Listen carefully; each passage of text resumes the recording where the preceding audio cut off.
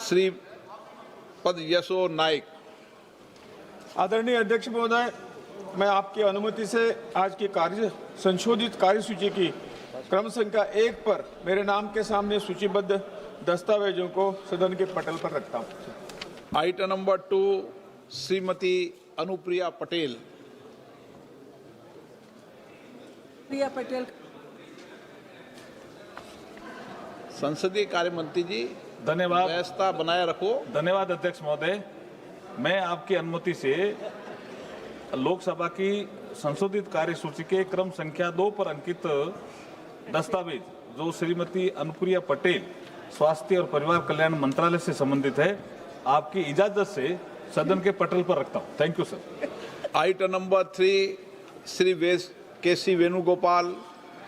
Speaker sir, I wish to present the Hindi and English version of the 45th, 46th and 47th report of the Public Accounts Committee as listed against my name in today's list of business at serial number 3. Item number 4 Shri Anurag Singh Thakur. धन्यवाद speaker sir. I rise to present the 23rd report, Hindi and English version of the Standing Committee on Coal, Mines and Steel as listed against my name in today's list of business. Item number 5 Shri Kirti Vardhan Singh. For permission, Honorable Speaker, sir, I rise to lay on the table of the House statement, both in English and Hindi versions, correcting the reply given on 30th March 2026 to the unstarred question number 5978 regarding plantation activities under Green India Mission. Thank you. Item number 6 Shri Pankaj Chaudhary.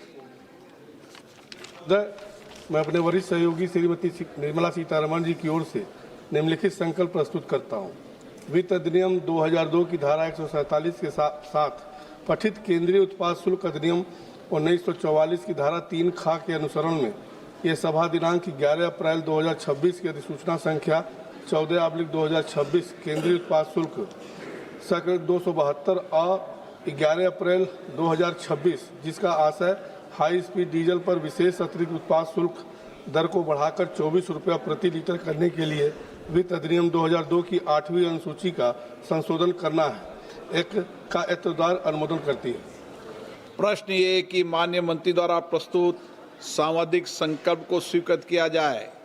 जो सदस्य इसके पक्ष में हाँ कहें, जो सदस्य विरोध में ना कहें। मेरे विचार में निर्णय हाँ वालों के पक्ष में सांविधिक संकल्प स्वीकृत हुआ।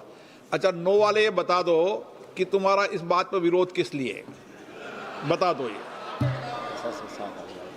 ये संसद है, विरोध बताओ ना, क्यों विरोध है बताइए। नौ देखें, सदन में आप देश की सबसे सर्वोच्च संस्था के संसद सदस्य हैं, इसलिए हाँ ना आपका अधिकार है, लेकिन कई विषय है जिस पे सर्वसम्मत होती है ना।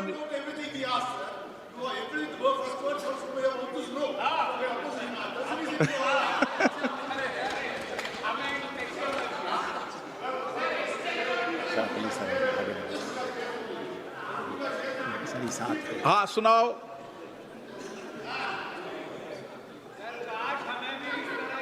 सर ये एक बात बताऊं, एक मिनट, जब आपको बोलने देता हूं ना तो हमारे माननीय सांसद जावेद साहब कहते हैं कि आप ओवैसी साहब को बोलने देते हो, हमें आजादी नहीं है, ये आरोप लगाते हैं। नहीं, उनका आरोप सही है, बिल्कुल सही है। तो चलो फिर आपको आज नहीं बोलने देते हैं। प्रश्न ये है कि माननीय मंत्री जी द्वारा प्रस्तुत आइटम नंबर 7 श्री पंकज चौधरी जी। मैं अपने वरिष्ठ सहयोगी श्रीमती निर्मला सीतारमण जी की ओर से निम्नलिखित संकल्प प्रस्तुत करता हूं।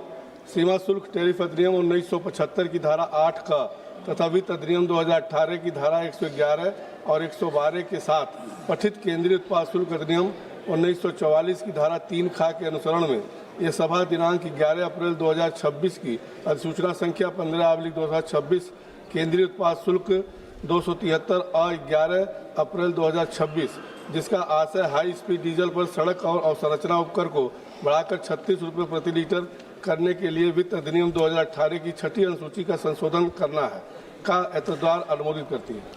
प्रश्न ये है कि माननीय मंत्री द्वारा प्रस्तुत सांविधिक संकल्प को स्वीकृत किया जाए।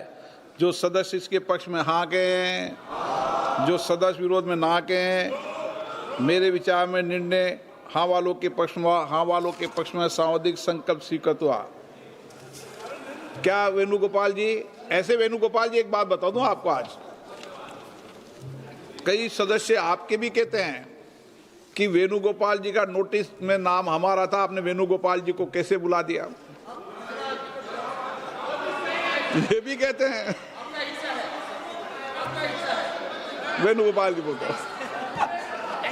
सर आज का आपका मूड अच्छा है।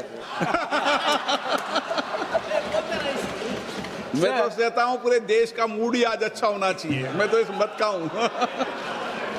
सर देखो sir, in an extraordinary situation, sir, in an extraordinary situation, an extraordinary gazette notification came yesterday night 9:55. So let us raise the Sir, one point, sir. My point, sir. Two issues, sir. Yesterday morning, Honorable Law Minister introduced the constitutional amendment of 2023 constitutional bill. This gazette notification is very clear.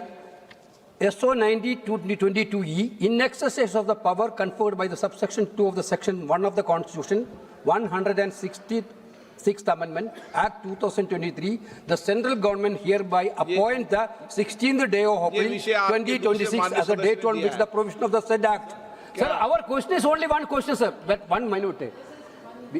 Without notifying, sir, without notifying, how can the minister move an amendment for the court? आप बोलना चाहते हैं इस पे? चलिए, item number Shrimati के कनिमोजी, खड़े हो गए। ओके हो गया। श्रीमती के कनिमोजी, माइक दीजिए उनको। श्रीमती के कनिमोजी,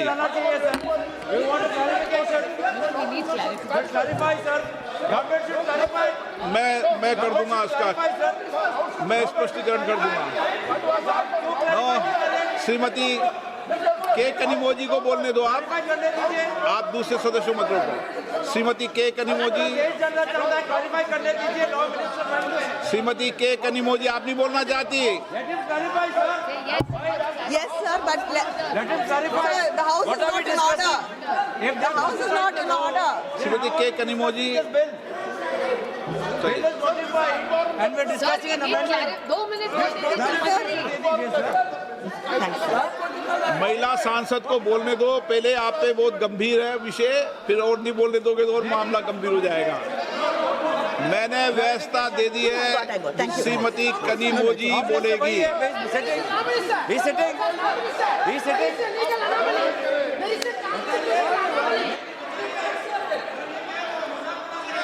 श्रीमती के Kanimozhi,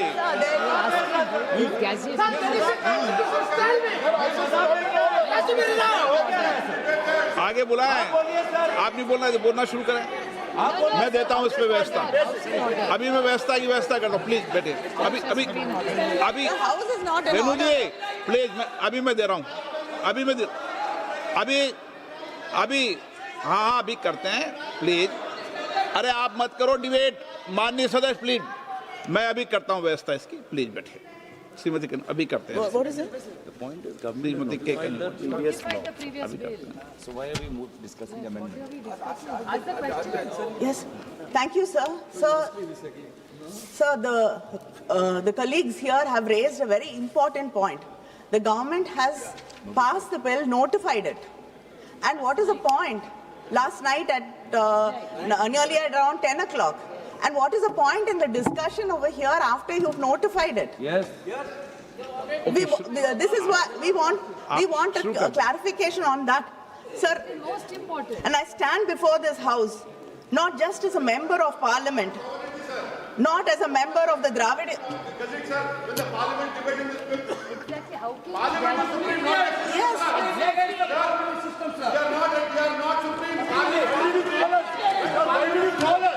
What is the logic of this bill? Sir, how can we debate it when it's gazetted? Owaisi साहब, मैंने यहाँ पर रखी ना आपसे, इस पे कर रहा हूँ मैं। अभी कराते हैं, अभी करते हैं, अभी करते हैं, सब करा दें।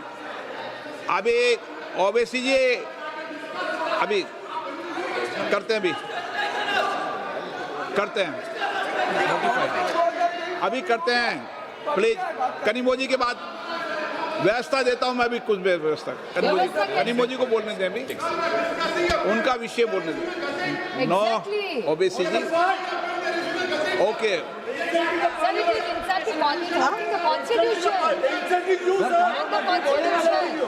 कनिमोजी को बोलने दें। पहले clarification. गौरव जी अभी करते हैं, अभी करते हैं, अभी। Sir, I stand before this house today not just as a member of parliament or as a representative of the Dravida Munnetra Kazhagam, but as a voice of the 8 crore people of Tamil Nadu who've been told in the midst of our state elections that their votes will count less and their voice in this parliament will be diminished.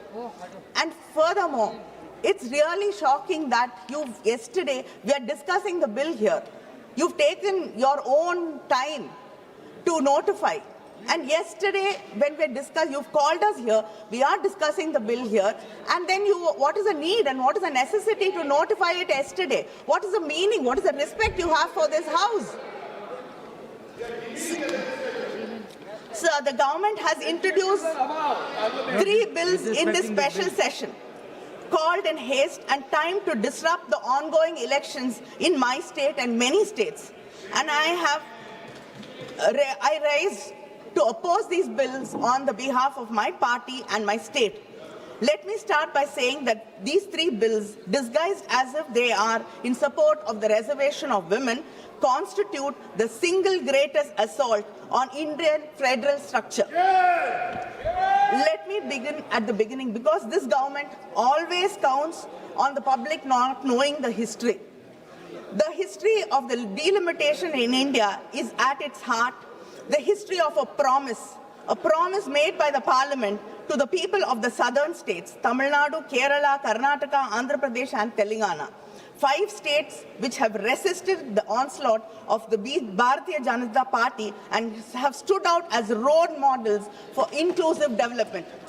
The delimitation process began in 1952, soon after the Republic was founded. It was a constitutional solution to a demographic problem.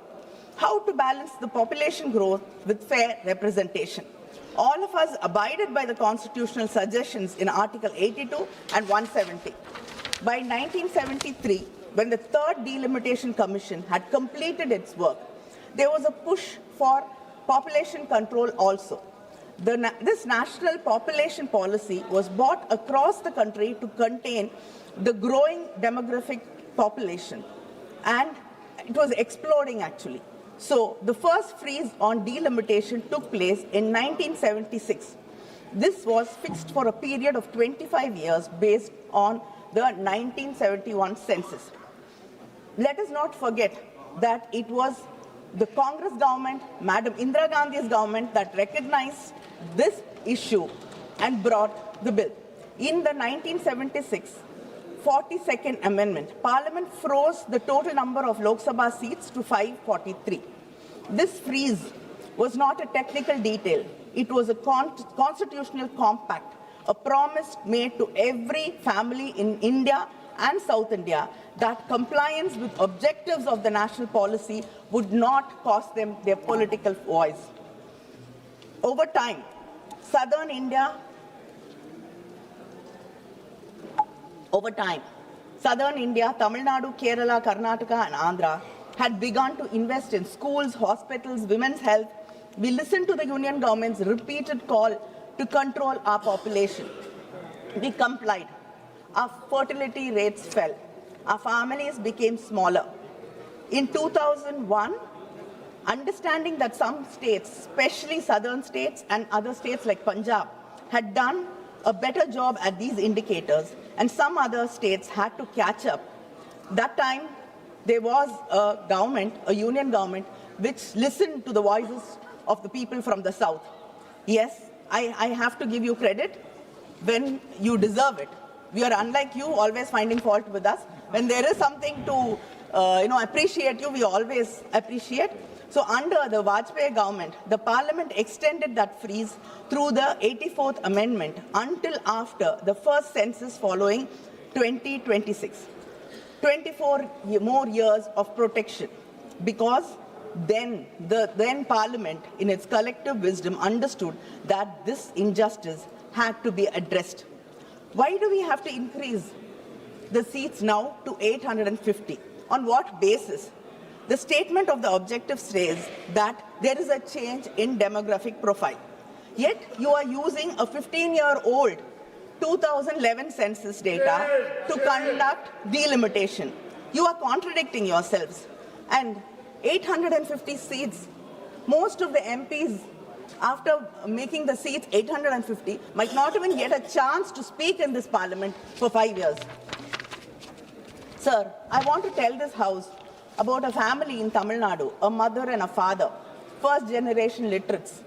They had only 2 children, not 5, not 6, because they believed in family planning, because the government told them that was the right thing for the country, because they wanted their children to have a better life. That is the story of Tamil Nadu and the South Indian states. Today, Tamil Nadu's total fertility rate is 1.6, lower than France, lower than Australia, lower than United States, your friends. We have completed what the demographers call a demographic transition. Our population is stable. Our women are educated.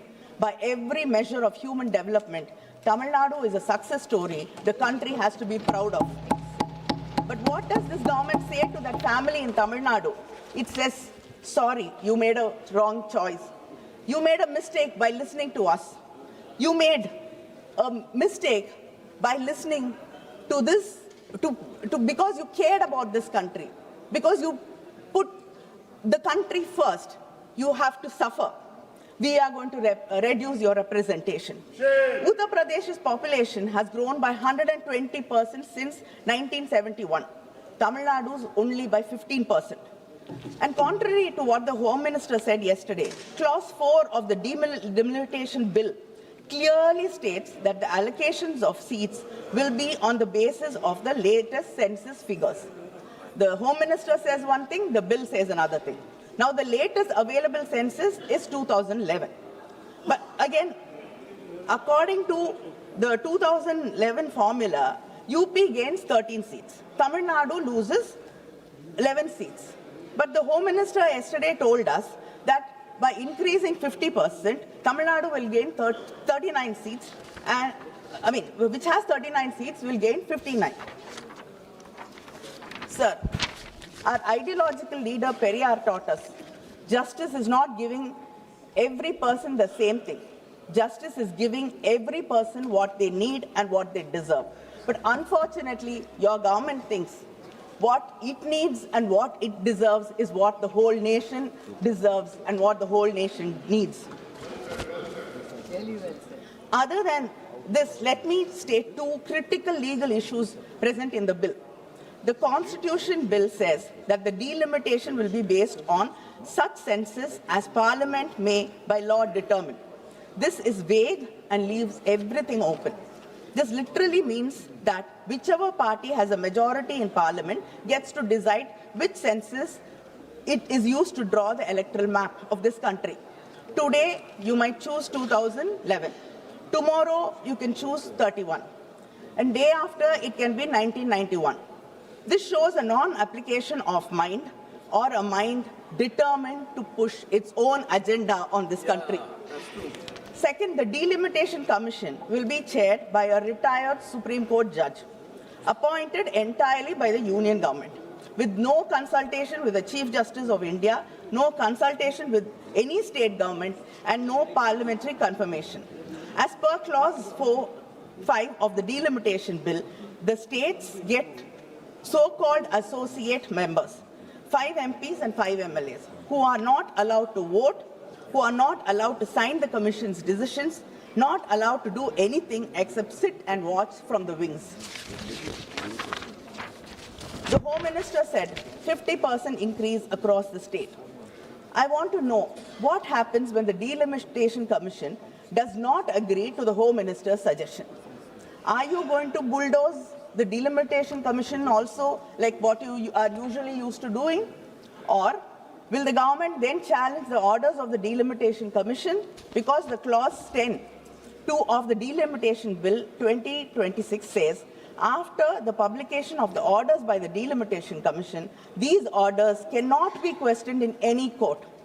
Where should we go seeking for fair delimitation in such a situation? Where is our guarantee? The Constitution in Article 368 says that amendments affecting the representation of states in Parliament must be ratified by at least half the state legislatures, not just passed by Parliament, ratified by the states. If this government is so confident that the delimitation bill is fair, why don't you place these bills before the Tamil Nadu legislature, before the Kerala legislature, before the Karnataka, or before any legislature? If the government truly believed in cooperative federalism, the slogan they have used 1,000 times on different stages, why are you running away from the state legislatures? Have you even called for a meeting? Have you even consulted with the chief ministers? Have you even spoken to the states? Have you bothered? The government passed the Women's Reservation Bill in September 2023 with great fanfare. The Prime Minister called it the civilizational commitment. But they put a condition in this very act. Women's reservation would only work after the 2021 census, which is not scheduled to happen till next year. When was the 2021 census supposed to happen? In 2021. But what happened? You said because of COVID, you had to postpone the census. Then you said operational reasons we could not hold the census. And then by simply not talking about it, you did not hold the census. So the largest democracy in the world, the country that invented modern census, could not conduct census in this country. And now that it is politically convenient, they want to use 2011 census to redraw the map of the Indian democracy. They postponed the census and now they are rewarding themselves with the old census.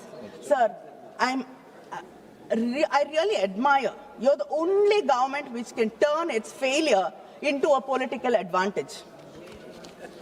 Look at when this special session has been called in the midst of election of 5 states. And to speak about timing, because timing is everything in politics. And the timing of this bill are so nakedly, breathtakingly political, I'm almost impressed by the audacity of it. The entire opposition asked you to hold this session after the elections. You ignored it. And yesterday you told us that giving women their rights, bringing these bills are of utmost urgency. You cannot even wait for 2 weeks. But you came to government in 2014. The entire opposition has been requesting you to bring the Women's Reservation Bill. All the leaders in the opposition have written to you. Our leader, our Chief Minister, M.K. Stalin, has written to the Prime Minister saying that the bill should be passed. The DMK women's wing had a rally in Delhi asking for the bill to be passed. We've raised this issue thousands of times in Parliament. And for more than a decade, you did not see or understand the urgency. But today, you can't even wait for 2 weeks. And you want to believe us that you care about women's rights. Sir, this is not constitutional reform you're talking about. This is an electoral rescue strategy in these states because you are not going to do well in most of the states. The Constitution 106th Amendment Act of 2023, the Women's Reservation Act, was welcomed by most of the opposition parties here. And the DMK welcomed it. But we said it then, and we are saying it also now. Tying Women's Reservation Bill to delimitation is a trap. It was designed so that you could never have one without the other. So that the BJP can say, if you oppose delimitation, then you're opposing women's rights. If you oppose the destruction of Tamil Nadu's representation, you are against women. The BJP is using women of India as a human shield for its electoral ambitions. The women of Tamil Nadu, who have the highest literacy rate in India, who have the highest female workforce participation in the country, who have fought and won in panchayats, corporation councils and state assemblies, those women will not allow their cause to be hijacked. They deserve, and the women of this country deserve reservation today in the existing 543 seats without waiting for anything else. And I ask the Honorable Home Minister, why can you not simply amend Article 334A to remove the delimitation precondition? Why can you not give women 1/3 reservation in the existing constituencies through rotation starting from 2029 election without delimitation? If you really care about women's representation, the path is clear and simple. Why do you refuse to take it? Sir, the women of this country have been starved of political power for decades, for centuries. There's a loaf of bread in front of us. We are saying we are starving. Share it with us. But the government is saying, no, you cannot disturb this loaf. We cannot touch it. Wait, we will bake a huge cake and then we'll bring it and then give you a small portion of that. Yes. How does it make any sense? And is this your civilizational commitment? The women of this country have been working hard all their lives. They protected their families, they protected this country, they've sacrificed for the nation. And yet, all their hard work goes unrecognized and not respected because you want to tie it with delimitation. Sir, my friends across the aisle will accuse me of creating fear. But the real dangers of this bill are that our Constitution and Article 368 requires 2/3 majority in Parliament to amend it. 2/3. That's not a small number. It was designed to ensure that no single region, no single language group, no single community could change the fundamental rules of India without broad consent from across this great nation. But what happens after this delimitation? Right now, in this House, we have 543 MPs. 2/3 majority is 362. Let us say the seats are increased to a maximum of 850 MPs as per the Home Minister's assurance, 50% increase across the states. Then the total number of seats would be around 816. Uttar Pradesh, Bihar, Madhya Pradesh, Rajasthan, Haryana, Uttarakhand, Chhattisgarh, Jharkhand, these states together will hold somewhere between 400 to 420 seats in an expanded 816-seat Lok Sabha. 2/3 threshold in an 816-seat House is 544 seats. Add the smaller BJP-aligned states like Gujarat, Himachal, or whatever, and the arithmetic becomes terrifyingly clear. The heartland can approach a constitutional amendment majority without a single vote from Tamil Nadu, Kerala, Karnataka, Punjab, Andhra, Telangana, West Bengal, or the Northeast. So this is your plan. The collective bargaining power of the southern states will be effectively reduced. Their voices are not even required for fundamental changes in the Constitution. This will create an environment where the policies of the union government will be pushed down on the people who believe that this nation should remain a secular democracy. This bill looks like a prelude and a facilitator for your future agendas. And moreover, the southern states will stand to lose out on the president's election as well. Article 55 governs presidential election vote values. Changing population definition here will alter the vote value of each MLA and MP in presidential elections, giving more electoral weight to MLAs from states that gain seats through delimitation. Directly affects the federal balance in the presidential polls. This bill, sir, is ambiguous in the least, misleading, and it has no clarity or purpose.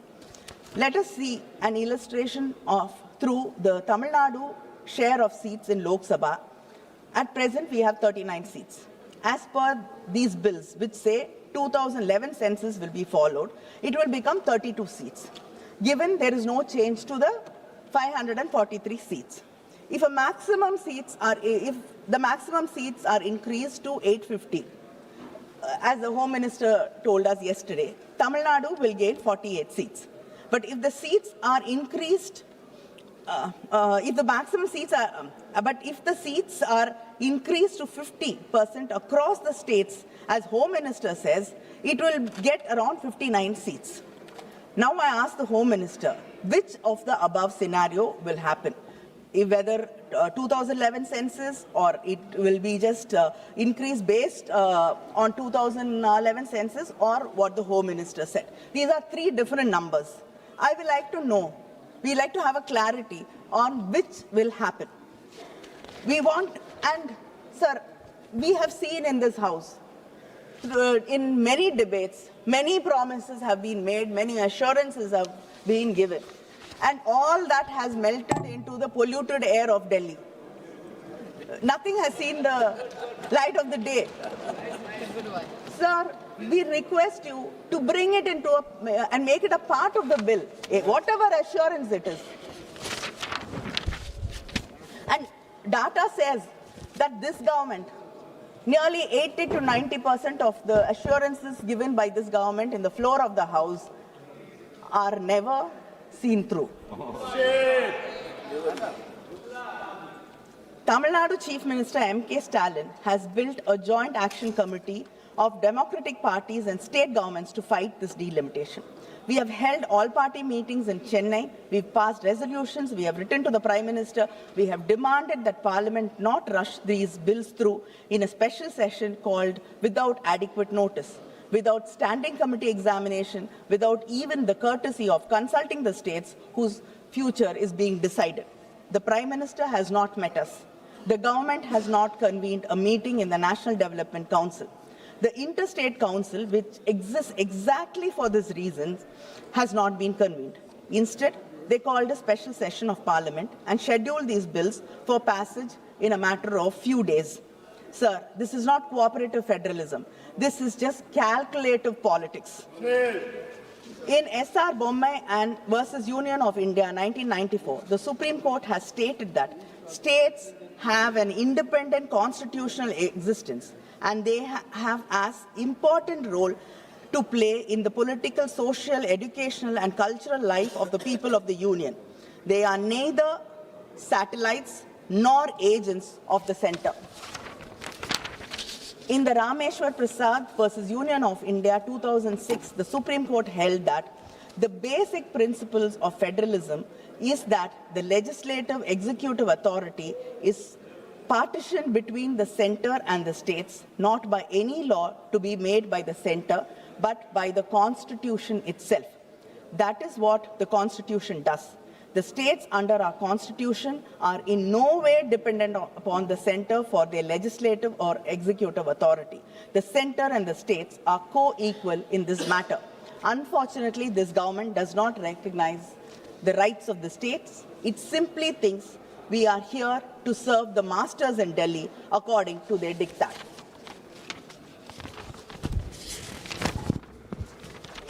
The DMK is not here merely to oppose. We are here to govern, to protect and to propose. The Tamil Nadu and the DMK demand this government should implement the women's third reservation bill immediately in the existing 543-seat Lok Sabha through rotational reservation, de-link it completely from delimitation exercise. Then we can support this bill. The women of India should not be made to wait for a delimitation exercise that serves the BJP's political interests. Withdraw these three bills immediately and refer them to a joint parliamentary committee that includes representation from all states and all parties. Do not rush a 25-year electoral map through a special session in 48 hours. convene a constitutional conference of all state chief ministers to deliberate on the delimitation framework before any legislation is enacted. India deserves that consultation. And our chief minister, our party president, sir, yesterday has promised the people of Tamil Nadu that not one seat will be lost on his watch. And yesterday, when the DMK floor leader mentioned in Parliament that our leader, MK Stalin, hoisted a black flag, you dismissed it by saying that black flag or blue flag does not matter. You brushed it aside. Yes, sir, you brushed it aside by saying a black flag or a blue flag does not matter. A black flag is a sign of protest. A sign to say we will stand up and fight and we shall not give up. And I like to remind you that a blue flag, sir, is the color Dr. Baba Sahib Ambedkar chose for his party flag.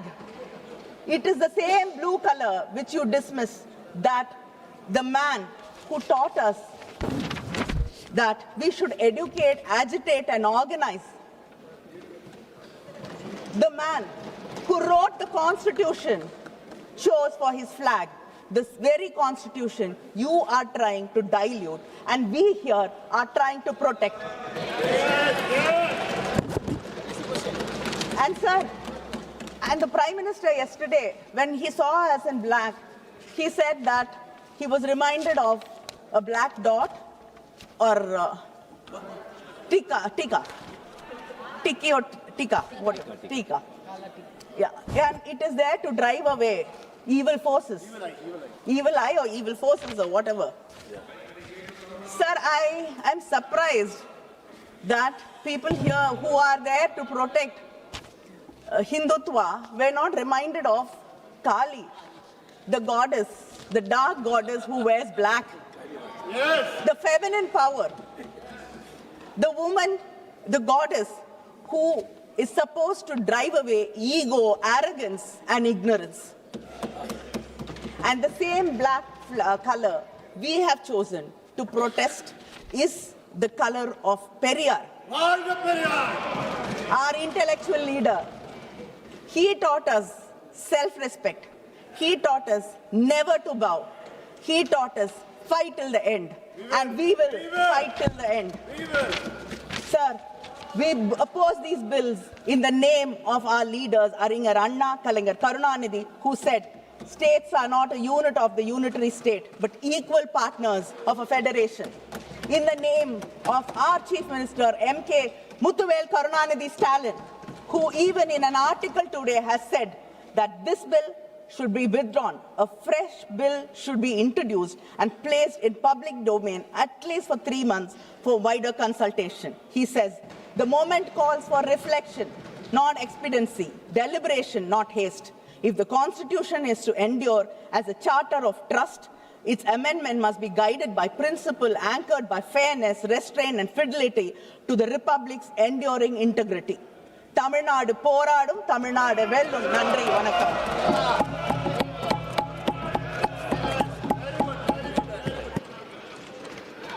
Dr. Shashi Tharoor. Thank you very much, Mr. Speaker. I must say that we all strongly endorse the very impressive presentation by the Speaker before me, sir, because this is a matter that touches the very soul of our democracy, the representation of half of our population in the hallowed halls of our parliament. And for decades, the Women's Reservation Bill has been long promised, frequently discussed, perpetually delayed, like waiting for Godot of our political system. Today, we stand at a threshold where there is remarkably a near unanimous political consensus in favor of women's reservation. Every major party in this House recognizes that the time for tokenism is over and the era of equal partnership must begin. And yet I'm finding myself deeply perturbed by the legislative exercise before us. The Prime Minister says the government has brought Nari Shakti, a gift of justice, but he has wrapped it in barbed wire, tethering the implementation of women's reservation to the expansion of Parliament, to numbers from the 2011 census, and an exercise of delimitation. Why, Mr. Speaker, why must we entangle a moral imperative with a demographic minefield? Women's reservation is ready for harvest. खेत की फसल काटने के लिए तैयार है दोस्तों.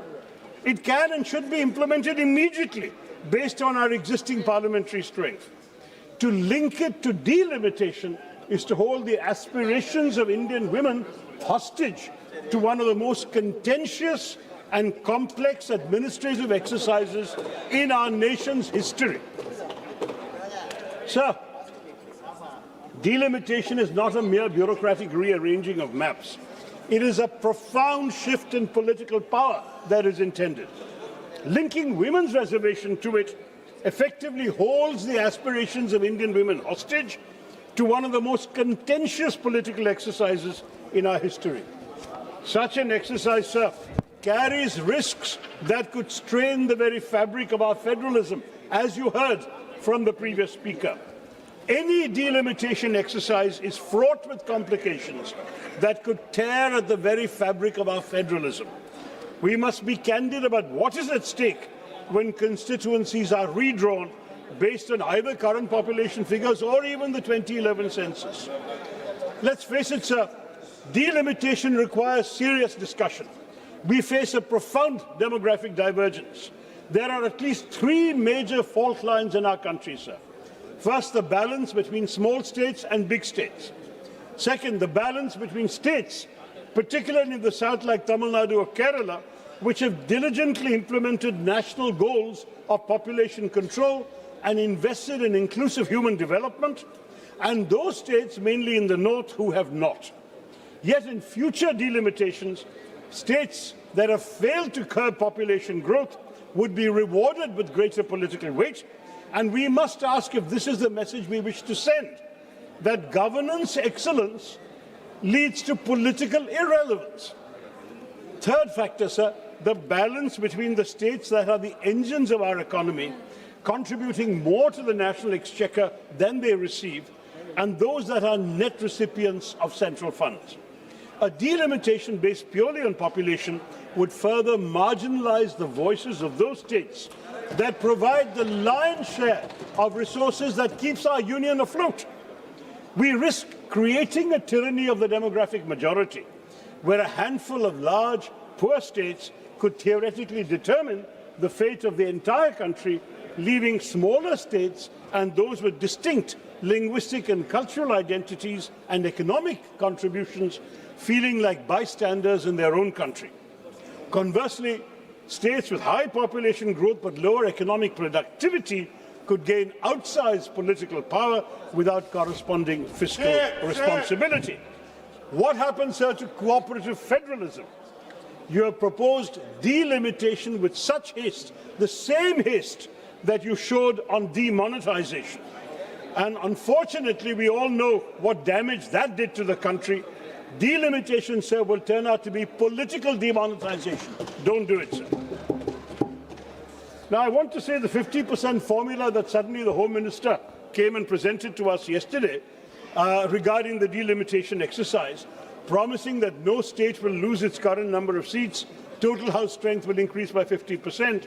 This remains a precarious political assurance and not a legislative certainty, because the pledge is fundamentally contradicted by the existing text of the legislation itself, which gives total freedom to the Delimitation Commission appointed by the government, whose decisions cannot be challenged in a court of law.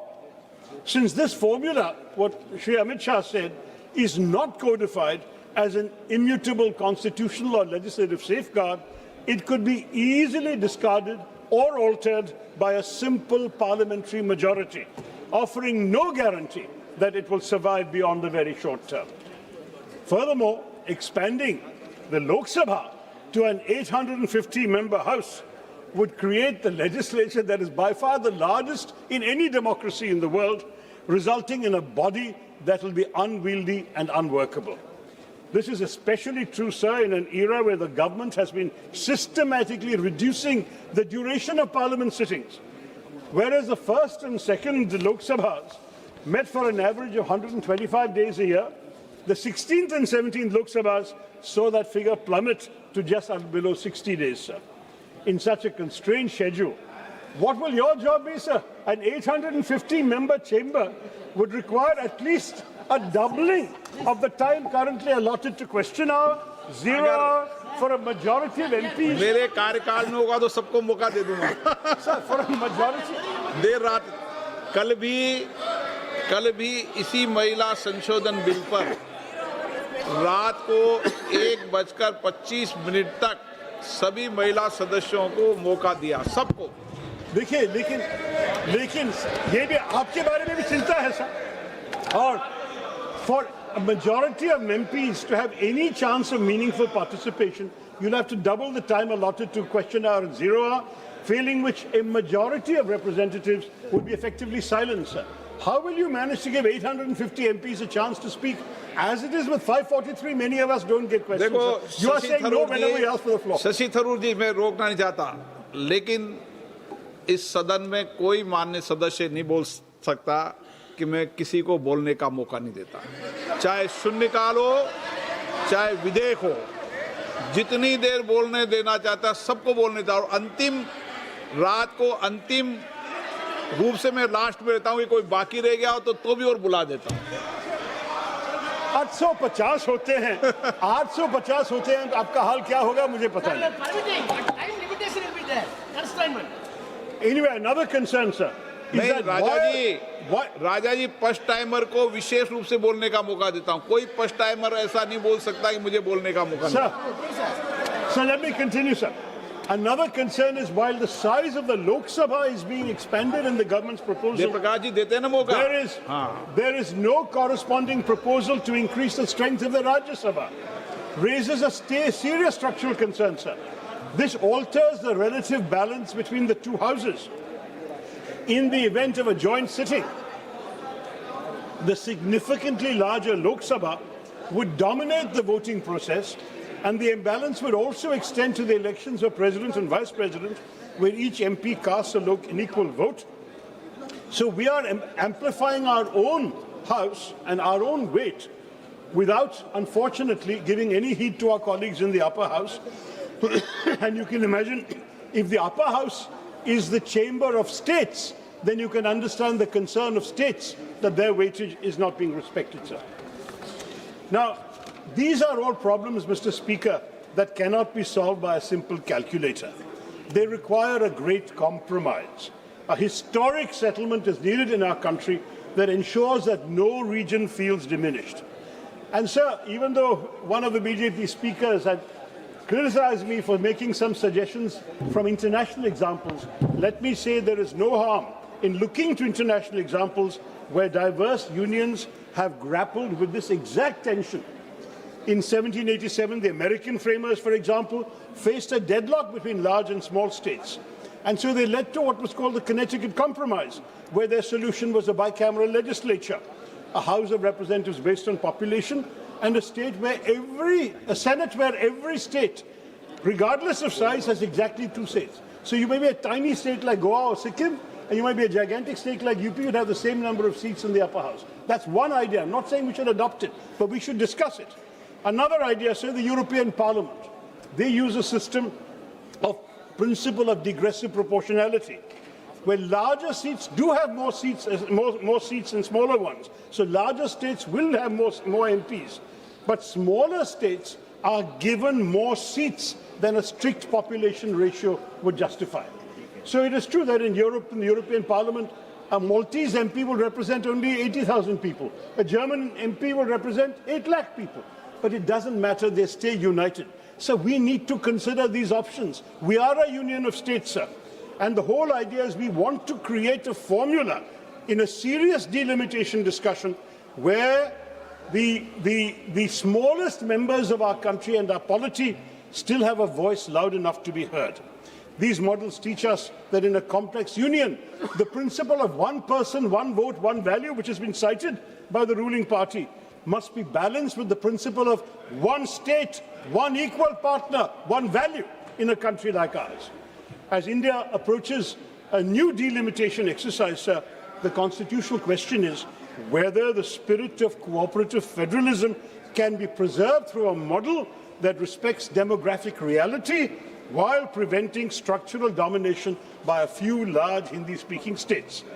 Digressive proportionality would not violate constitutional democracy. It would operationalize the Constitution's deeper commitment to the Indian principle of balancing unity with diversity.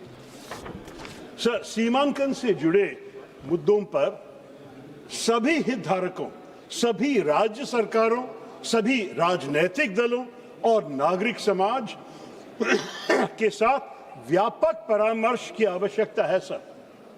इस प्रक्रिया को जल्दबाजी में नहीं किया जा सकता और ना ही इसे महिलाओं के प्रतिनिधित्व को लागू करने के बहाने के रूप में इस्तेमाल किया जाना चाहिए।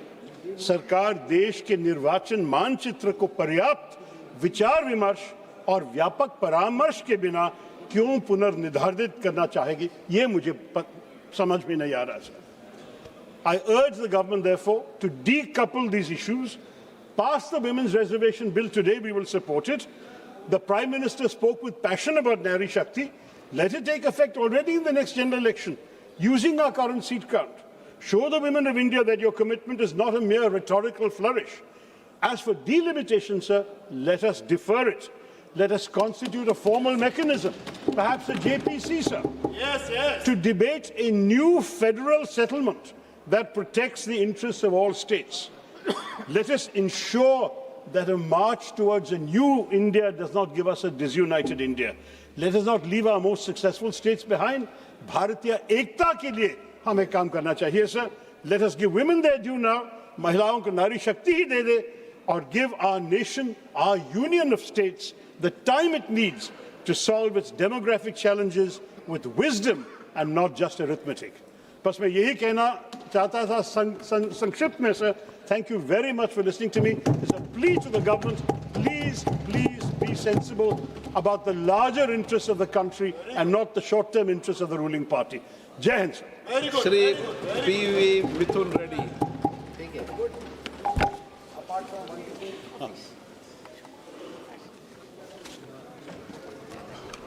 Thank you, ma'am.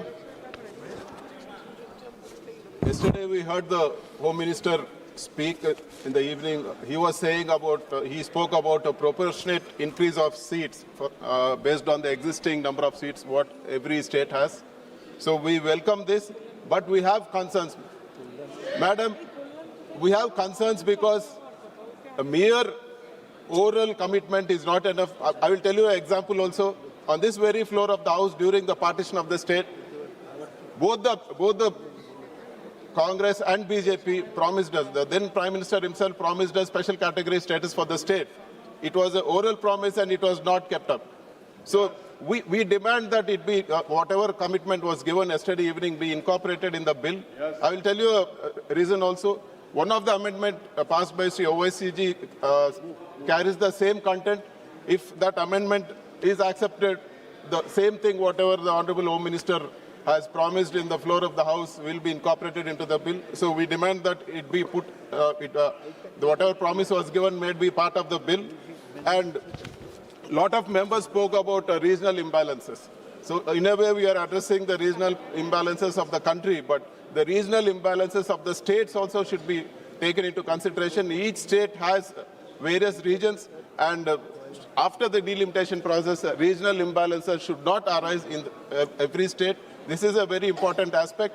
Whatever yardstick you have taken for considering increase of seats in the country should be also applied for the state also. No regional imbalance should occur in the states also. And there is one more condition in the delimitation committee which says that 5 members, associate members will be picked up from the parliament and 5 from the state. Madam, we have a doubt. What if the state speaker does not give the opposition parties even 1 member? So fair representation should be there for all the parties, be it the ruling or the opposition. So we demand that this also be incorporated in the bill. So some comfort should be given regarding this. And overall, this delimitation process should be a national building process. It should not be such that it should not be a tool to crush the opposition. And regarding women reservation, our party and our leader has always advocated empowering of women. So we welcome the women reservation bill in any form, any time. Madam, I would like to recall as a Chief Minister what Mr. Y.S. Jagannath Reddy did in our state. He gave 50% reservation for women in all the local bodies. He gave 50% reservation for women in all the nominated works. He also gave maximum importance for women in all the social welfare schemes. He proposed, all the 32 lakh outside patas what we have given in the state were registered in the name of women, and all the social welfare schemes were given through the women. Madam, we demand strict and stringent laws for safeguarding the protection, safeguarding the women's security also. Madam, one of the Telugu MP spoke yesterday regarding protection for women in the state. So I will also add upon this. Recently, Madam, 4 MLAs were caught videotaped, audio taped in Andhra Pradesh harassing women on the, they made video calls and harassed women. 4 MLAs were caught. This is not just one vague allegation. If you just type harassment by Andhra Pradesh ruling MLAs on women, you will get all the videos. But I have to pass a advisory also.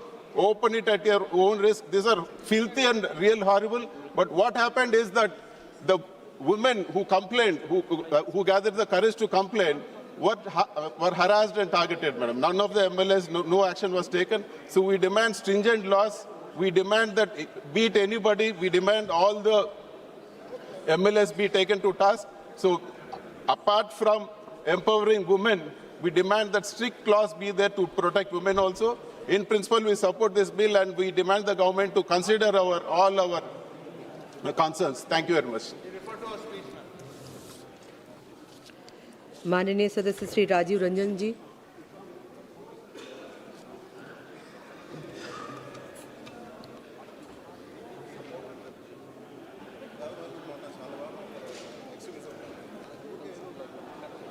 महोदय, आज सदन के सामने एक संविधान संशोधन विधेयक और 2 विधेयक विचार के लिए रखे हुए हैं, जिस पर चर्चा हो रही है। मैं इस प्रधानमंत्री, आदरणीय प्रधानमंत्री जी के इस ऐतिहासिक पहल, जो ये 3 विधेयक ला के उन्होंने सदन में किया है, मैं उसके समर्थन में खड़ा हूं और मैं उसका पूर्णतः समर्थन करता हूं। महोदय, आदरणीय प्रधानमंत्री नरेंद्र मोदी जी का शुरू से, प्रारंभ से, माननीय सदस्य सभी अपने अपने स्थान पर बैठ जाइए प्लीज। माननीय सदस्यगण प्लीज अपने अपने स्थान पर बैठ जाइए प्लीज। माननीय सदस्य इस तरफ भी प्लीज। माननीय महोदय, कंटिन्यू। महोदय, प्रधानमंत्री जी का शुरू से, प्रारंभ से एक विजन रहा है और वो विजन रहा है सबका साथ, सबका विकास, सबका विश्वास और सबका प्रयास। आज जो ये 3 विधेयक, संविधान संशोधन विधेयक और 2 विधेयक जो सदन में लाए गए हैं, वो उसी दृष्टिकोण को ध्यान में रख के लाया गया है। महोदय, 50% महिलाओं की आबादी है और अगर 50% आबादी के प्रति न्याय नहीं करेंगे प्रधानमंत्री जी, तो उनका ये विजन पूर्ण नहीं होगा। और इसको ध्यान में रखते हुए आज आदरणीय प्रधानमंत्री मोदी जी ने यह लाया है। आज इसलिए लाया है उन्होंने कि जो कानून बनाने में आज पंचायतों में है, पंचायतों में 33% आरक्षण था, कई राज्यों ने 50% आरक्षण किया, मैं उस पर बाद में आऊंगा। लेकिन प्रधानमंत्री जी ने भी कल कहा है, सरकार में उनकी सहभागिता है। यह काम ऐतिहासिक करने का काम उन्होंने किया और इसलिए, और इसी को ध्यान में रख के उन्होंने परिसीमन आयोग बनाने के लिए भी अधिनियम लाया। अब परिसीमन आयोग का क्या काम है? परिसीमन आयोग का काम है कि देश की आबादी के आधार पर विधानसभाओं में 50% सीट बढ़ा दी जाए। 50% अगर सीट बढ़ जाएगी तो स्वाभाविक तौर पर लोकसभा में भी सीटें बढ़ जाएगी और उसमें 33% महिलाओं को आरक्षण मिलेगा। इसमें कौन सा गुनाह है? इसमें कौन सी है? 2011 का सेंसस हो या 2023 का सेंसस हो, 26 का सेंसस हो, इसमें क्या अंतर पड़ना है? महिलाएं तो महिलाएं हैं। महिला एक समाज है और वो महिलाएं चाहे जिस वर्ग की महिला हो, महिला है और महिलाओं के साथ न्याय में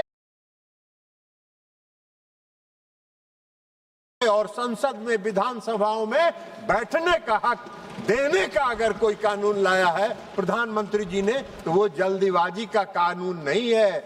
2023 में यह नारी शक्ति वंदन अधिनियम पास हुआ और आज 2026 है। 3 साल के बाद उसकी पूरी तैयारी करके और पूरे सोच समझकर यह बात कही गई है। उन्होंने क्या कहा? उन्होंने आगे कहा कांग्रेस पार्टी कभी नहीं होने देगी। अरे हम सबको मालूम है, इस पूरे देश को मालूम है कि किसी भी परिवर्तन को, किसी भी सामाजिक परिवर्तन को आप नहीं लागू होने देना चाहते हैं। आपकी मंशा बहुत साफ है, इसलिए आपने ये बात कही। अब ये बात अगर कांग्रेस का कोई दूसरा सदस्य कहता तो मुझको लगता कि चलिए भाई अनजाने में कह दिया हो, लेकिन कांग्रेस की टॉप लीडरशिप में श्रीमती प्रियंका गांधी जब ये बोल रही है सदन में कि हम इसको कभी नहीं लागू होने देंगे, तो मुझको आश्चर्य हुआ इस बात का कि ये कांग्रेस पार्टी की सोची समझी राजनीति है। ये उनकी रणनीति है कि कोई भी ऐतिहासिक कदम जो इस देश में क्रांति, जो सामाजिक क्रांति लाने वाला कदम है, उसका समर्थन कभी कांग्रेस पार्टी नहीं करेगी। यह उनकी मंशा स्पष्ट करती है। उन्होंने एक बात और कहा, उन्होंने कहा कि सर्वदलीय बैठक नहीं बुलाई गई। अखबारों में खबर छपती रही, अखबारों में खबर सुनते रहे और एक बैग सदन के में बिल लेके आ गए। अर्जुन मेघवाल जी, किरण रिजिजू जी चले गए, माननीय संसदीय कार्य मंत्री माननीय अर्जुन मेघवाल जी यहाँ बैठे हुए हैं, संसदीय कार्य मंत्री वो भी हैं। वो बताएं कि सर्वदलीय बैठक बुलाई गई थी कि नहीं। सर्वदलीय बैठक बुलाई गई थी और कांग्रेस पार्टी का प्रतिनिधि उस बैठक में शामिल नहीं हुआ, बार बार आग्रह करने के बावजूद। आपकी मंशा तो पहले से स्पष्ट थी, आपकी मंशा तो दिख रही थी कि आप कौन सा काम करना चाहते हैं। आप कोई भी सामाजिक क्रांति के कदम को समर्थन नहीं कर सकते हैं। हाँ, ये अलग बात है, मैं पहले भी कहा हूं, आज भी कह रहा हूं कि मोदी जी का चेहरा आपको पसंद नहीं आता है। अरे भाई, अगर मोदी जी का चेहरा आपको पसंद नहीं आता है और इस देश की जनता को पसंद आ रहा है, तो आपको क्या दिक्कत है? देश की जनता के साथ जुड़ जाइए और मोदी जी के चेहरा को न चाहते हुए भी कहिए कि वाह बहुत अच्छा है, तो ये काम तो करिए। उन्होंने क्या कहा? उन्होंने यह भी कहा कि यह संविधान संशोधन अगर पास होगा तो लोकतंत्र समाप्त हो जाएगा। क्या लोकतंत्र की परिभाषा बता रही हैं? अगर 50% आबादी संसद में बैठेगी तो लोकतंत्र कहां से समाप्त हो जाएगा? अरे लोकतंत्र समाप्त करने का प्रयास तो कांग्रेस पार्टी ने एक बार किया था, जो इस देश की जनता ने कांग्रेस पार्टी को उखाड़ के फेंक देने का काम किया, कांग्रेस पार्टी को नस्ताबूद कर देने का काम किया। इस देश में, इस देश के लोकतंत्र की जड़ इतनी मजबूत है कि कोई चाह के भी इस देश के लोकतंत्र को समाप्त नहीं कर सकता है। इस गलतफहमी में नहीं दीजिए। तो सभी उनके जो तर्क थे, कल मैंने सुना बहुत विस्तार से उनका भाषण, थोड़ी मीठी आवाज में बोलती हैं। अभी नहीं हुआ है खत्म मैडम, इतना जल्दी मुड़ी मत हिलाइए, अभी समाप्त बचा हुआ है बहुत कुछ। तो इसलिए कोई तथ्य नहीं है। कल प्रधानमंत्री जी का भाषण सुने, आप लोगों ने भी सुना होगा। प्रधानमंत्री जी ने आपको सचेत किया है, आपको सचेत किया है कि अगर आपने इसका विरोध किया तो वर्षों तक इसका खामियाजा आपको भुगतना पड़ेगा। प्रधानमंत्री जी ने आपको सचेत किया है, लेकिन फिर भी आप सचेत नहीं हो रहे हैं तो अलग बात है। मैं उनको एक उदाहरण देके बताना चाहता हूं, एक उदाहरण देके बताना चाहता हूं। पंचायतों में 33% का आरक्षण लागू था।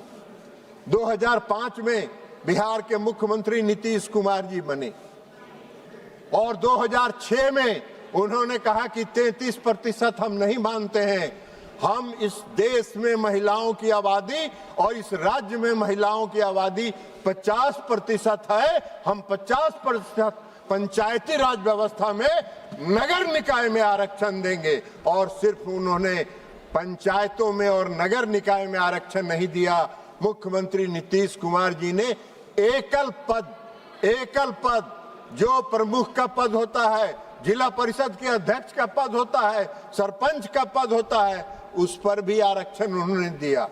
लालू प्रसाद जी उसमें विरोध में थे, एनडीए की सरकार थी। लालू प्रसाद जी ने उस नीतीश जी के फॉर्मूले का विरोध किया और आज तक उनको खामियाजा भुगतना पड़ रहा है। आज तक बिहार की जन एनडीए, मैंने देखा है बिहार के एनडीए के साथ वहां की महिलाएं 100% खड़ी होती हैं। आप इस बार के चुनाव का वोट निकाल के देख लीजिए। अखिलेश जी, हम आपको कहेंगे, मेरे मित्र हैं, उनसे सचेत रहिए, उनके चक्कर में मत पड़िए, उनके चक्कर में मत पड़िए, उनके चक्कर में पड़ के वो गायब हो चुके हैं। इस बार के विधानसभा के चुनाव का आप रिजल्ट देखिए, 84 ऐसी सीट है जिसमें पुरुषों से 10% ज्यादा महिलाओं का वोट गिरा है और एनडीए के पक्ष में गिरा है। ऐसा क्यों अन्याय कर रही हैं आप मैडम? अन्याय मत करिए, आप ऐसा अन्याय मत करिए। मेघवाल जी कह रहे हैं कि कुछ उनकी पार्टी का टाइम दे दीजिए इधर। बोलिए मेघवाल जी। अब 2023 से मातृत्व शक्ति इंतजार कर रही। 2023 में जब नारी शक्ति वंदन अधिनियम आया, उस समय से इस देश की मातृत्व शक्ति इंतजार कर रही है कि मुझको कब मौका मिलेगा। और जब प्रधानमंत्री जी ने आज उनको मौका दिया तो आप विरोध में खड़े हो गए। अरे ऐसा क्या है? और आज जो प्रधानमंत्री नरेंद्र मोदी जी ने इस सदन में जो बिल लाया है उनके नेतृत्व की सरकार ने, वो उसी भावना को जो मातृत्व शक्ति 2023 से इंतजार कर रही है, उसकी उस भावना के अनुरूप, उसकी भावना को संतुष्ट करने के लिए उन्होंने इस संविधान संशोधन विधेयक को लाया है इस सदन में। और इसलिए हम विपक्ष से अपील करेंगे, हठ धर्मिता छोड़ दीजिए, हठ धर्मी मत बनिए, रास्ता मत खोजिए, इधर उधर बाएं दाएं जाने का रास्ता मत खोजिए। अगर आपने विरोध किया तो प्रधानमंत्री जी ने जो कहा है सच कहा है। अगले 20-25 वर्षों तक आपको उसका खामियाजा भुगतना पड़ेगा, जैसे लालू प्रसाद जी 2005 से 2026 तक खामियाजा भुगत रहे हैं। और आप क्या बात करिए? कल प्रियंका जी बोल रही थी, आपने क्यों नहीं पास कराया? अरे प्रियंका जी, अटल बिहारी वाजपेयी जी की सरकार ने इस सदन में 4 बार यह प्रयास किया कि महिला आरक्षण विधेयक पारित हो। आप विपक्ष में थे, आपने समर्थन नहीं किया और उसके कारण यह बिल पास नहीं हो पाया। तो इसलिए हम आपसे अपील करेंगे कि आप इस चक्कर में मत पड़िए। अखिलेश जी हमारे मित्र हैं, इस चक्कर में मत पड़िए, उनसे झटका मारिए। और अगर उनके साथ सटे रहिएगा तो बिहार में इनका क्या हाल हुआ है मालूम है ना? 27 से 19 से 6 और उस 6 में भी 3 गो बाहर निकल गया है, अभी 3 गो बचे हैं। तो इसलिए इनका हश्र ही होने वाला है। तो इसलिए इन्हीं शब्दों के साथ मैं इस संविधान संशोधन विधेयक का और जो अन्य विधेयक आए हैं मैं उसका पुरजोर समर्थन करता हूं और प्रधानमंत्री जी को इस बात के लिए धन्यवाद देता हूं, आभार व्यक्त करता हूं कि आपने 50% की आबादी के साथ न्याय करने का काम किया। ये इनको अगर भगवान सुबुद्धि दे, इस वर्ष से हम यही प्रार्थना करते हैं, भगवान इनको सुबुद्धि दीजिए ताकि जो आने वाले दंश हैं वर्षों तक उससे ये बच सके। बहुत बहुत धन्यवाद। माननीय सदस्य श्री कल्याण बनर्जी जी। Thank you, the Honorable Chairperson. We are opposing the entire three bills, and the reasons which I will speak later on. Madam, our Prime Minister has having a great quality. The quality is the moment he understands that next election he is going to lose the election, he changed the rules of game. Election में हार जाएगा तो चलो, game को rule जो है उसको change कर दो, और चेंज करने के लिए रूल गेम को यही लिया है. It's a political gimmick, nothing more than that. The present bills are under discussion are product of such thoughts. Madam, the ploy of reservation of the women, what they are saying, women, this is a ploy. Original plan is something different. That is delimitation, that is seat adjustment, that is the original plan. थोड़ा sentiment लगा दो भाई, थोड़ा sentiment women का लगा दो. इस women का सेंटीमेंट लेके हमको तो डिलिमिटेशन पास करना होगा. सीट बढ़ा दो, रिजर्वेशन चाहिए अर्जुन जी, आज ही ले आइए, हम लोग राजी है. अभी जो स्ट्रेंथ है उसमें 50% वुमेन रिजर्वेशन कर दीजिए, आज पूरा आप लोग ले आइए. रात 12 बजे तक हम लोग बैठे रहेंगे इधर. उसको लिए डिलिमिटेशन का जरूरत नहीं है, उसके लिए डिलिमिटेशन का जरूरत नहीं है. नाटंकी बंद कीजिए, बहुत नाटंकी हो गया. करना चाहिए, एक दिन में हो जाएगा. 544 50% women reservation, we will all pass the bill today. हम लोग सब राजी है, कर दीजिए ना. हिम्मत नहीं है आपको, हिम्मत नहीं है. आप जानते हैं हम आंकड़ा बोलेंगे आपको. आप लोग चढ़ना नहीं चाहते, आप लोग पार्टी में भी नहीं किया है. आप लोग क्या करेंगे? अरे सुनिए, आपको पार्टी का बात सुनिए, आपको पार्टी का थोड़ा आंकड़ा हम दे देते हैं, उसमें आपको क्लियर हो जाएगा आप लोग कितना conscious about the women reservation. Women सुन लीजिए, आपको पार्टी में बीजेपी के में लोकसभा में टोटल एमपी है 240, फीमेल कितना है 31, परसेंटेज कितना 12.91%. राज्यसभा में आपको कितना है 106, वुमेन कितना है 18, परसेंटेज क्या है 16.98. अब तो आपको पार्टी में आपको महिला का सम्मान नहीं देते हैं, अब तो आपको पार्टी के महिला को नहीं लेके आते हैं, और इधर आके बड़ा बड़ा बात करते हैं महाशक्ति, आद्या शक्ति, आशक्ति. अरे आद्या शक्ति के पहले पूजा कीजिए उधर. हाँ, और टीएमसी एआईटीसी सुनेंगे, सुन लीजिए. एआईटीसी लोकसभा में 29, female is 11, percentage is 39.28%. Not a single party in India has given it. Rajya Sabha में 39 member, 6 is the female, percentage is 46.15%. We do it. Charity begins at home. Do it. इतना आद्या शक्ति का क्षमता है तो 2027 में 27 में उत्तर प्रदेश में 50% कैंडिडेट करिए वुमेन को, तब ना देखेंगे. So madam, I was reading and I was really surprised. This is our country. Is it our country?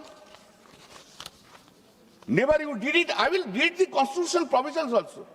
Do you know how many women voting percentage in the country? Women voting percentage in this country is 65.78%. ये जो सरकार सब चल रहा है ना, जिधर ही जो सरकार है वो वोमेन वोट से चल रहा है, और वोमेन को आप लोग रेस्पेक्ट नहीं किया, डिसरेस्पेक्ट किया. मैडम, आई क्या गलत है? चल बैठे बैठे बैठे बैठे बैठे बैठे. Now if we read the constitution, this is 131 amendment bill. 131 amendment bill. Modi ji का मान की टीम बहुत अच्छा है, बहुत अच्छा है. मोदी जी का मान की टीम है ना. श्री राम का तो हनुमान जी था, और मोदी जी का कपाल में भाग्य में बंदर मिल गया. क्या करेगा sir? Madam, see, we have protested on that day in 2023. Why? Why? Whom are you calling monkey, please? No, that is you analyze. You analyze. No, kindly see, madam, when this 334A was brought, when 334A was brought, then kindly see, this has been made reservation of seats for women. Reservation of seats for women in the House of the People, the Legislative Assembly, etc. That shall come into effect after an exercise of delimitation is undertaken for the purpose after the relevant figures. Why you have done it that time? Why you have said after the delimitation will come? Why you didn't make this reservation policy will be implemented immediately?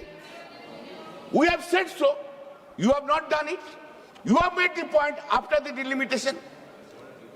Unfortunate part is 334A, this amendment was brought in 2023 and it has been implemented yesterday in the midnight. And this whole system,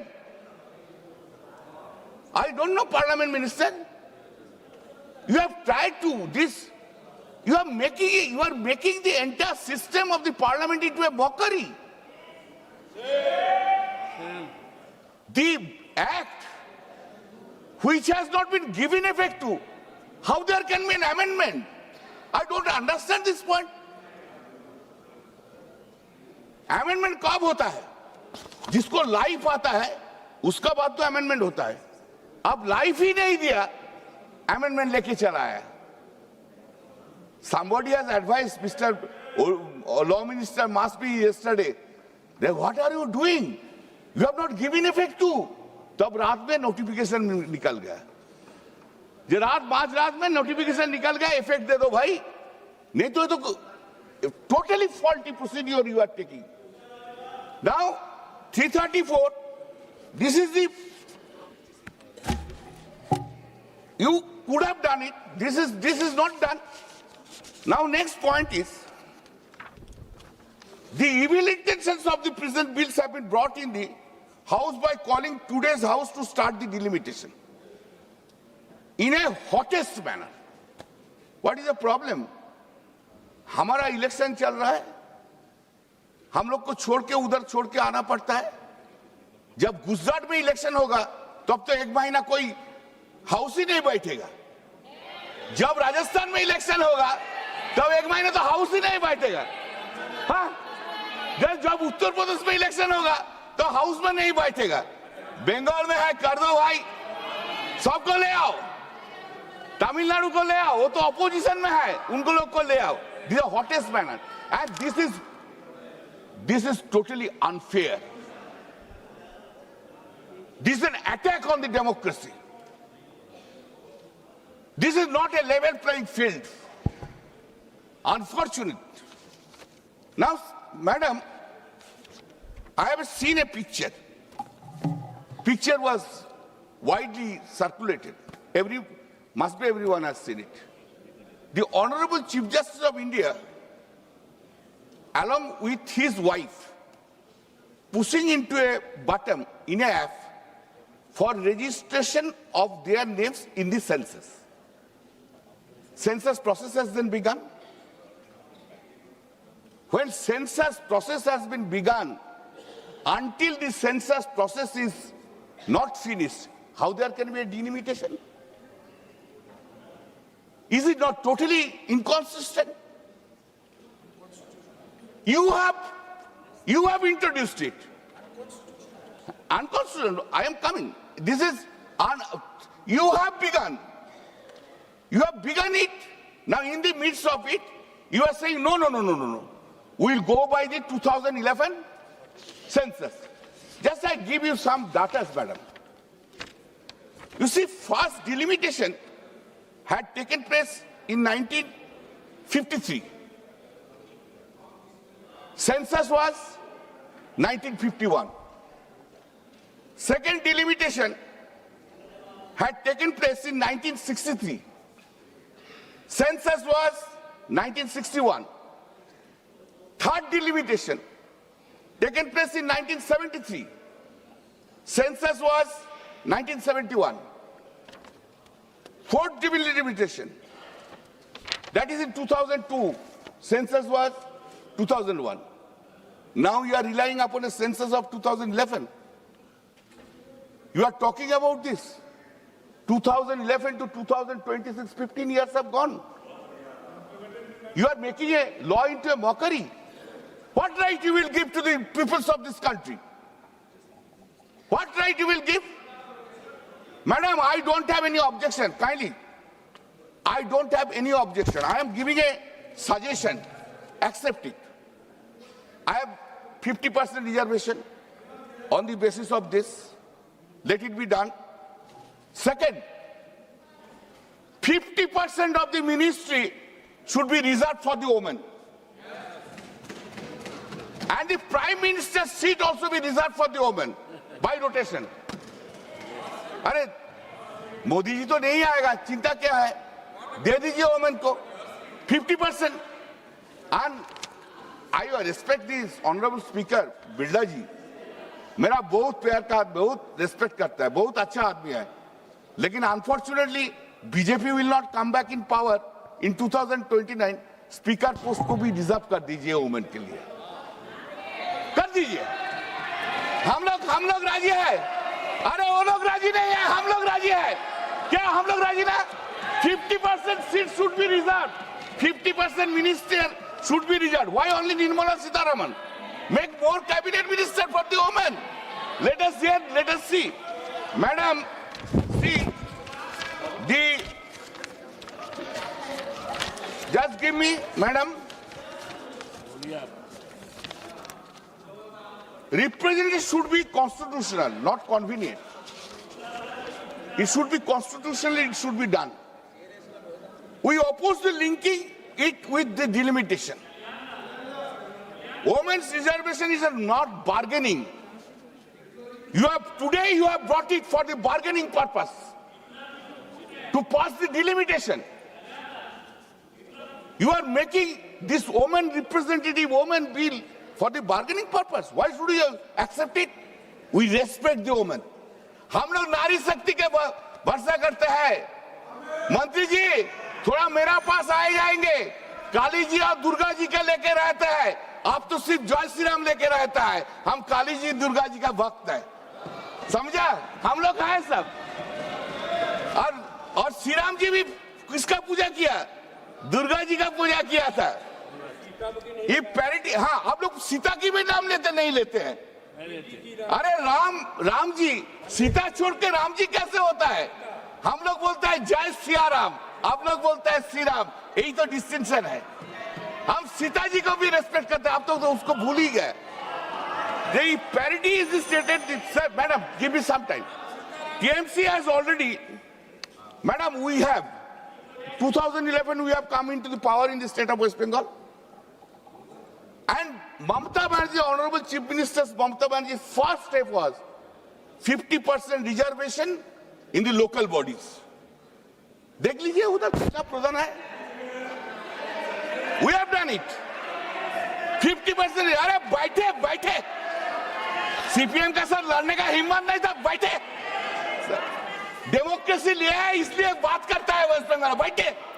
माननीय सदस्य sir madam, there is no constitutional necessity to increase seats or undertake delimitation to implement women reservation. जरूरत नहीं है.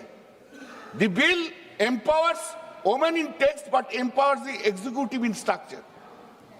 Madam, what we say, we support the bill we will support the bill of the women reservation, but not with the delimitation. Reject the attempt to bundle delimitation with representation reforms. Madam, another important question, constitutional question. Question is, you have punched up, including Article 51 of amendment. You have punched up everything. What are the punched up? Madam, just important constitutional question. Minister, I will want to point it out to the ministers. You have punched up, you are amending Article 51 along with this bill. For passing the bills, you need 2/3. You don't have. And for Article 51, you have to go to the hub of the states. How can you do it? This is a political gimmick, nothing more than. You don't have any intention to make reservation for the women. नाटंकी कर रहा है, पूरा नाटंकी कर रहा है प्रधानमंत्री जी ने, पूरा ड्रामा चल रहा है. Thank you, madam.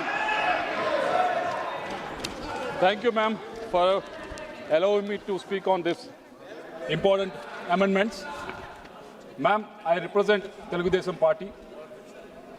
On behalf of Telugu Party, I'm standing here. A party which is a regional party from Andhra Pradesh, which has substantial amount of members in this house as well as in Rajya Sabha. On behalf of Telugu Party, I stand here in support of both women reservation. On behalf of Telugu Party, I stand in support of delimitation also. And as just Mahuaji has posed, a lot of people are posing a lot of questions to us. Of course, this is democracy. A lot of people will pose and we have to answer. As a regional party, that too coming from South India, the first question is, as you're coming from South India, are you going to support this? Second question is, will TDP support delimitation as well as women's reservation if the seats are 543 or 815? Whether TDP had considered about losing its representation with increase in seats? These are the questions. And fourth question was, why TDP is not asking for 2011 census or latest census? And fifth question is, does delimitation be fair? Wouldn't it be gerrymandering? These are the questions that people are posing it. Members inside the House and media outside were posing this to Telugu Party, and it's our duty to answer these questions. And it is our duty to put it on record also in this House. Ma'am, Telugu Party is in support of Women's Reservation Bill because we believe in what Ambedkar said. What Ambedkar said was, a constitution is a vehicle of life guided by the spirit of the age. Ma'am, from yesterday onwards, we could see a lot of women coming and sitting in the gallery in the anticipation. Thank you, Dada. Thank you, Dada. So they came in anticipation, inside the house and outside the house, the women sitting with anticipation that their representation will increase in the parliament, in the assembly also. Because until now, the policies are made for them also, even for women, are made mainly by men. And the time has come for women to actually raise their voice, to actually make the policies for themselves. And this is the spirit with which we are supporting this women's reservation, ma'am. And I said, this is the spirit of the age that people are asking for this, that women folk, which has 50% population in this country, is asking for this. So we need to understand why they are mooting for this, and they're fighting for this for so many years. And time has come, under the leadership of Narendra Modi ji, that this important amendments has been brought forward, and we need to support this, ma'am. Ma'am, the other thing we should also accept is the change is constant.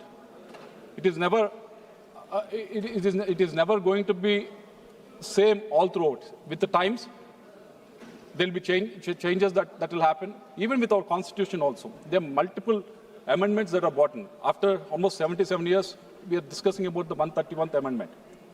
Because we believe that Indian democracy is vibrant, our constitution is a living thing, and Ambedkar also mentioned that. So there are a lot of amendments that are brought in. That is the reason why Indian democracy is thriving. When you compare countries around us, Nepal, Pakistan, Sri Lanka, Bangladesh, ma'am, if you see all of them, how many coups have happened in that countries? How many armed revolutions have happened? How many times